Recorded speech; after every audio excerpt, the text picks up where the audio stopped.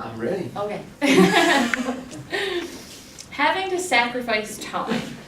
Being a good math student when I was in high school, I was asked to tutor a young junior high girl. It was definitely something that I did not want to do.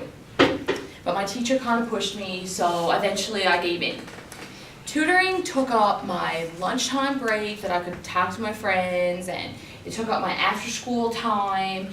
And all I could think about sometimes when I was sitting there was all the things that I could be doing. But instead, I'm sitting here teaching this needy little girl the quadratic formula or how to find the area of a circle. She would sit there and she'd take out her sparkly pens and she'd make little doodles on her little pieces of paper, and I'm just talking and talking and talking, trying to explain this, but nothing. And every time that she would catch a break, her cell phone was in. She was texting and doing whatever. And sometimes I just got so frustrated and I wanted to quit, but this gut feeling, it just kept pushing inside me. And I knew that I was sacrificing my time, but for some reason I just knew that there was a purpose here. And in the struggle and the annoyance and the pain that I was going through trying to get her to understand this math, I knew that there was some type of purpose. I was racking my brain to get through to this chick, and she was just chewing on her bubble gum, she was blowing bubbles and looking at the time, and I was wondering, why am I here?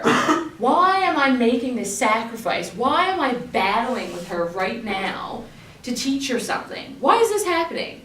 But I kept doing it because I just felt a push. I felt a push to sacrifice. As students, we often battle time as well. We battle how to manage our time. And we wonder, how can I sacrifice my time in the right way? I have so much to do. Exams are coming and we have so much to do, but how do we manage our time? And it's so difficult to, when someone knocks on your door and they just want to talk, to think, well, I have to work on this paper. And when you're so tired after a long week, am I really going to get up and go to church this morning? Really? And it's so difficult. We try and find where we can sacrifice and what the importance is of sacrificing. But the idea of sacrifice can also go so much deeper. In preparing for ministry, right now in our class we're all doing preaching, so we're all preparing for some type of ministry, some kind of ministry. And we forget that sometimes God is going to call us to give something up. He's going to call us to sacrifice something. We might think that we have the perfect relationship. We have the perfect friends in our life. Or maybe you have to sacrifice that dream job, that thing that you really wanted to do, but you just feel this call of God on your life. So you feel like you just have to sacrifice it. We have all chosen to live according to God's plan. We're all here because we feel some type of call. And God has pushed us towards this plan. And when He calls us to sacrifice, it can be so difficult to understand, how are you going to provide? You asked me to sacrifice. You asked me to give this over to you. I'm here. I'm pouring out all this money for all these Tyndale courses. I'm away from home. I'm missing so many people. I'm giving so much up to you. But how are you going to provide in this? The idea of sacrifice is so often something that we feel pushed towards. You get that feeling in your gut that it's something that you have to do. It's something that you don't really want to do, but you feel like you have to do it. As a busy student, we so often sacrifice things, and time is something that we have so little of. So the idea of trying to sacrifice time can really resonate with us, You think, I have so much to do. How am I going to give this up? Of course, in preparing for ministry, many of us sacrifice things that are focused on God. The Bible tells us of a woman who had to give every last thing that she had. Elijah pushed her to give up that one last ounce of oil that she had left, and we can definitely assume that she questioned.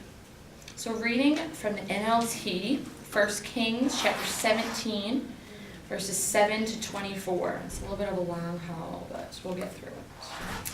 But after a while the brook dried up, for there was no rainfall anywhere in the land. The Lord said to Elijah, "Go and live in the village of Zarephath, near the city of Sidon. I have instructed a widow there to feed you." So he went, As he arrived at the gates of the village, he saw a widow gathering sticks, and he asked her, "Would you please bring me a little cup of water?"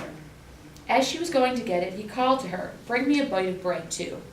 But she said, "I swear by the Lord your God that I don't have a single piece of bread in the house, and I only have a handful of flour left in the jar, and a little cooking oil in the bottom of the jug.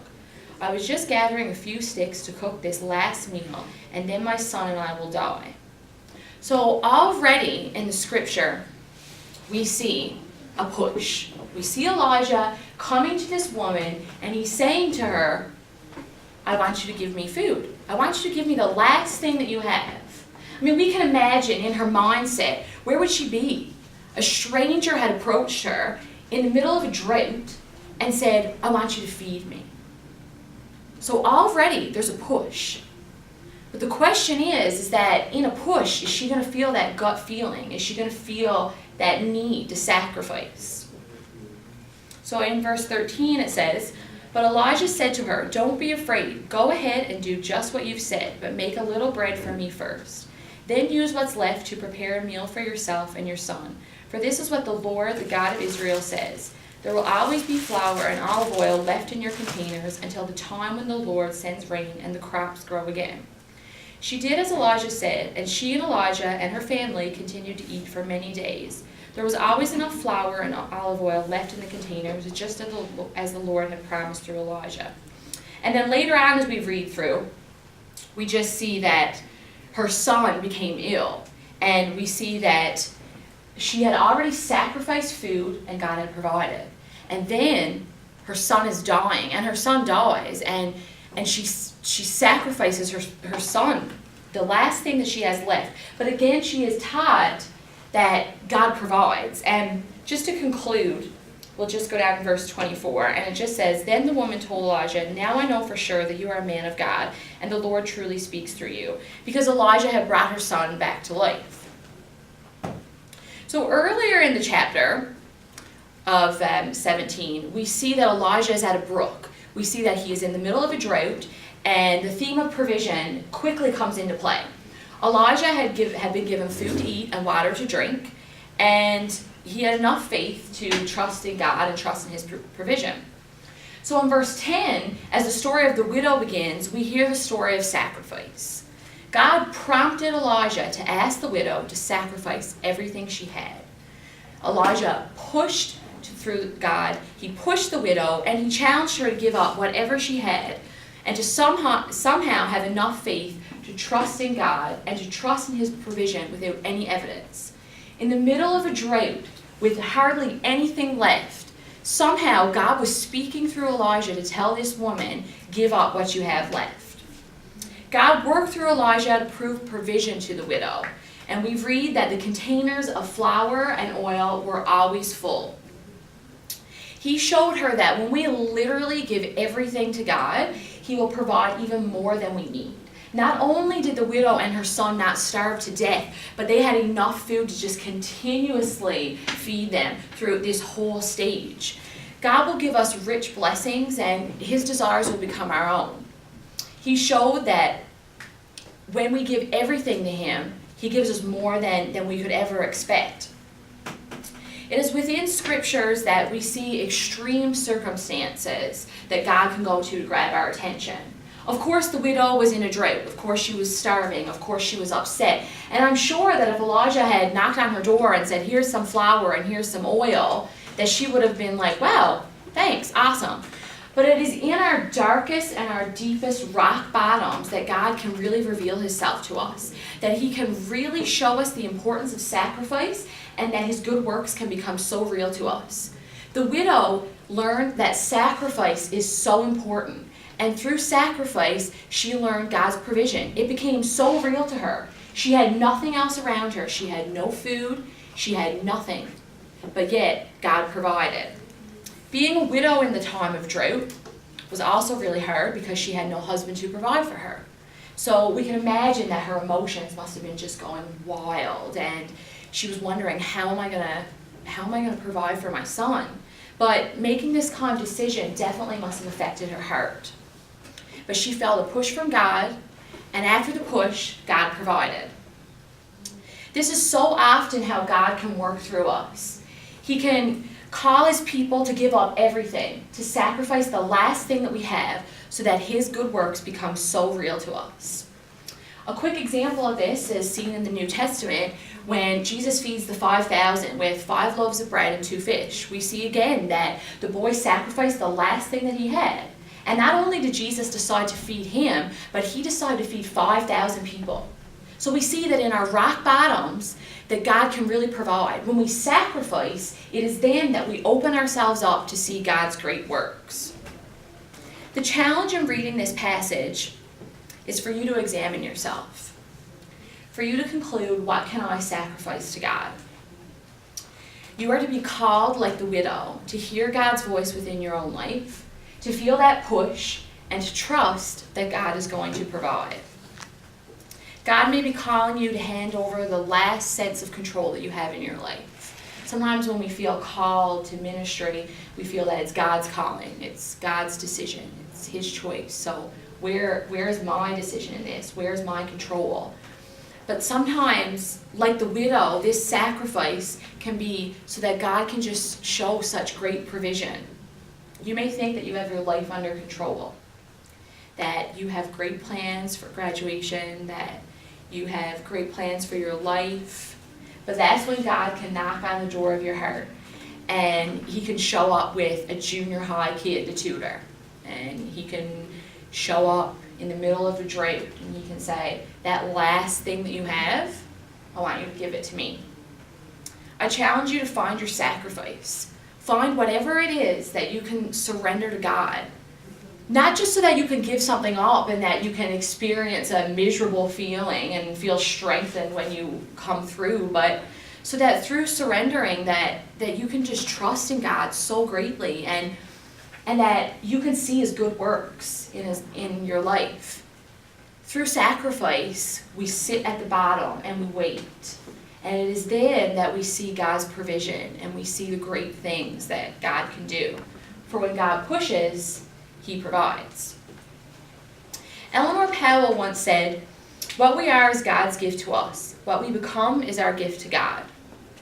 Sacrifice is a way that we can give back to God, a way that we can show him that we totally rely on him, that no matter what, I'm going to give this to you, I'm going to trust in you, and in the end, you're going to have faith that he's going to provide. As a group of young adults preparing for ministry, my vision for us is that as children of God, that we are so thankful for what he has given us, that we sacrifice as a form of praise, that we give him what we can, that we hand over our lives to him in praise and in worship and in trust that he is just going to provide us with such great things. Each one of us has a personal story. Each one of us has ways that God has provided for us. A way that he has brought us here, a way that he has brought us through great things. Like the widow, we've been in situations where we've been in rock bottom and God has provided. And we need to be thankful for what God has done. We need to share our stories of sacrifice and celebrate in God's provision. God may ask us to sacrifice different things, but in the end, he provides for all of our needs equally. We offer our lives fully to his plans, knowing that he has everything under control. The idea of this sacrifice reminds me of that junior high student that I tutored. She was annoying sometimes, and she didn't always solve the problem correctly, and she didn't always listen to what I was saying. She ignored me so many times. But I still gave her my time. I did this because I knew that she had a need for a better grade. I knew that she needed a better grade in this class. I knew that she was helpless in this subject and that she needed help. So many times we are that annoying student in God's eyes. We don't always follow his ways, but he loves us. He sacrificed his son for us because he saw our need, and that was our need for salvation. The widow in the scriptures adopted the attitude of Christ. She gave everything that she had. She put her life on the line in fear that she may starve. But in her sacrifice, God provided for her. We are to live our lives with the same attitude of Christ, feeling God's push and to just yearn towards his plans, to yearn towards what he has for us. Of course, sacrifice is usually not very enjoyable to us, and so many times it is extremely frightening. But we must remember that with God's push comes His provision. Thank you.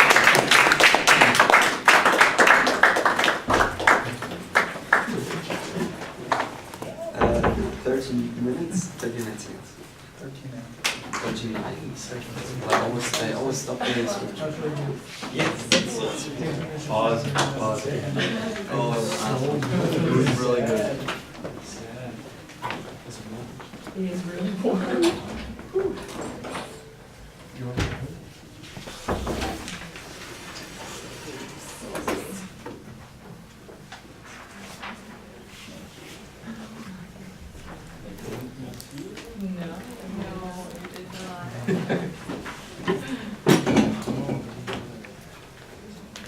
You've been taking feedback? So why don't you pause and then do another